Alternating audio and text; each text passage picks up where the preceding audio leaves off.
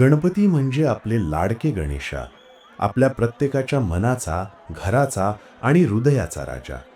त्यांचा महिमा फक्त भारतातच नाही, तर जगभरात पोचलेला आहे. देवांमध्ये सर्वात लाडका आणि भक्तांसाठी अगदी आपलासा. आणि गणेशोत्सव म्हटलं की सर्वांचं लक्ष लागतं ते महाराष्ट्राकडे. त्यात खास म्हणजे मुंबईचा गणेशोत्सव. जणू काही संपूर्ण भारत देश एका ठिकाणी जमतो ते इथेच, आपल्या मुंबईत.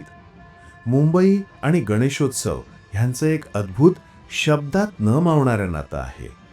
कित्येक दशकांपासून गणराय आणि मुंबईकर यांच्यातलं हे नातं इतकं घट्ट झालं आहे की ते कधी जमलं, कसं घडलं हे कुणालाच सांगता येणार नाही.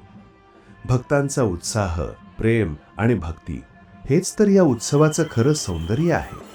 आणि ह्या उत्सवाची खरी ओळख म्हणजे लालबागचा राजा, जिथे असंख्य भक्तांची गर्दी जणू मानवी समुद्रासारखी रस्त्यांवर उतरत असते.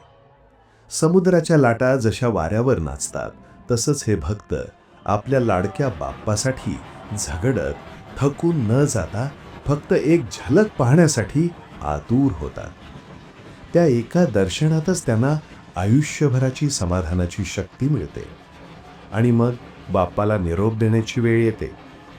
त्या क्षणी प्रत्येक भक्त, लहान असो वा मोठा, डोळ्यात पाणी आणून भावूक होतो. मन भरवून येतं.